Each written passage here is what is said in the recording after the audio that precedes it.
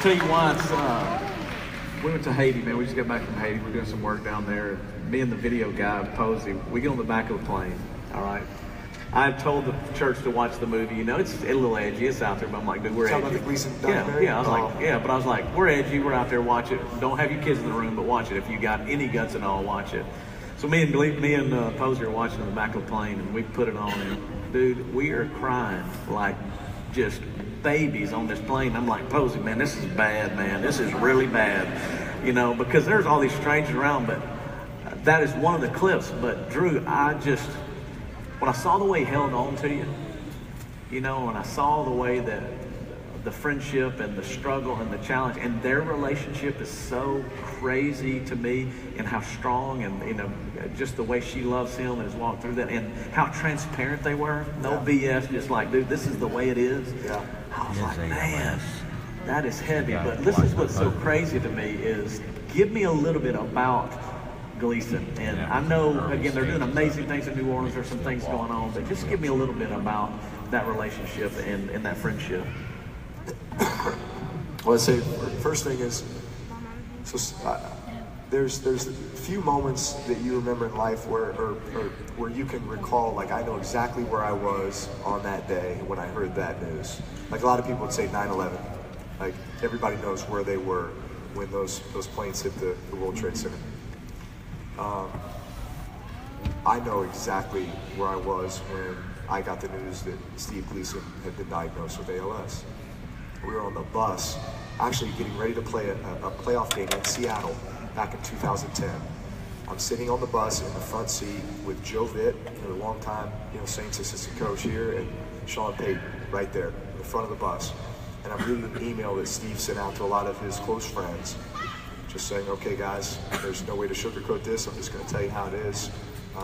Last couple months, I've been having these issues. I went to go get it tested, this and that, and sure enough, I have what they call amyotrophic lateral sclerosis, otherwise known as Lou Gehrig's disease. And I mean, it's just like your heart just dropped. Because of all the people on earth, nobody deserves this, but Steve would be the last person that would ever deserve something like this to happen to him. You talk about one of the greatest guys you will ever be around. The way that he loved life, loves his friends, loves his family, just has this thirst for knowledge and people, and just wanting to serve others. I mean, he's just as good as it gets. He's salt of the earth. And so, but I'll say this, here we are going on 7 years later from his diagnosis, because that was December 2000, that was January 2010, or January 11th, but almost 7 years. He was given 3 to 5 years to live. So listen, he surpassed that, and he will continue to. Yes, because come on. There's not a person on earth that would have been able to accomplish what he's been able to accomplish with this disease. He has changed the face of what you are able to do, what somebody under these circumstances is able to do. And you knew that he would. I mean, we all knew that at the time. As devastating as it was, you knew that the Steve Gleason legacy was just beginning. I mean, here's a guy now who's gone to Capitol Hill to speak in front of Congress to get legislation put in place to be able to help, people with neurological diseases. They named it the Steve Gleason Act. He's created a foundation now that not only helps with ALS research, but he really gave a face to it. I mean, we all remember the Ice Bucket Challenge. I'm sure a lot of people participated in that years back. That was, in big part, that was Steve Gleason. So what he's been able now to accomplish in regards to ALS research, caring for ALS patients, making it bringing awareness to the disease, I would not be surprised that we find a cure for that here at some point, and Steve Gleason will live through that because he's just that type of person. And what's so cool, man, give it up for man, Steve. We opened up a little store, and we decided to give all the proceeds away. It was another way we could do. So we carry all Gleason stuff, so I talked to Michelle and them. I was just like trying to pimp the product, man, get the story out there, but put it out there. But that's a big deal, is because one of the quotes you said, and this is what Gleason's doing, this is what you're trying to do. You want, again, the reward for doing the right thing, the thing we're called to. When you do, your children, your grandchildren are blessed by your actions. I think of Steve. I mean, it's like, man, by him doing that, his child is going to be blessed. It's going to be your kids. It's the same thing as like, if there's something that you want to be known for, if there's something you're going, all right, man, this is it. Football's great, because you're going to Hall of Fame. First ballot Hall of Famer record, right? Here.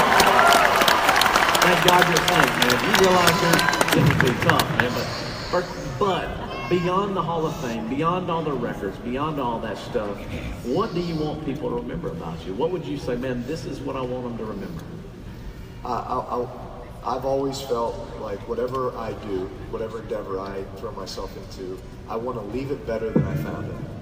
So whatever that might be, whether that's our foundation work, whether that's me as a professional athlete, whatever I'm doing, I want to leave it better than I found it. I want to impact people in a positive way. I feel like I've been blessed with so much of my life in this platform as a professional athlete, that I want to use it for the right way. To whom much is given, much is required.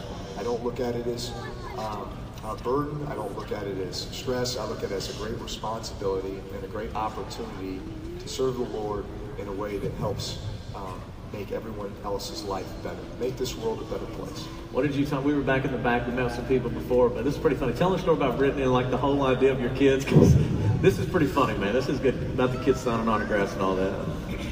So obviously, since as my kids have grown up here, my boys are 8, 6, and 4, and my little girl is 2. So as they've grown up here, we'll be out and about, and somebody will come up to me and ask me for a picture and autograph this and that. At first, the kids are kind of like, why is somebody asking for a picture with you and an autograph? And so then I explain to them, I'm Drew Brees. That's why. There's another funny story at the park. I'll get to that one, but so my kids get it now. I mean, they understand. So I had to explain it to them, like, hey, dad's a football player, plays for the Saints. We've got great fans that love our team, and they like what Daddy does, and so they'll have me sign a napkin or something like that, just so they can show it and show that they met me, and they're a fan of the team.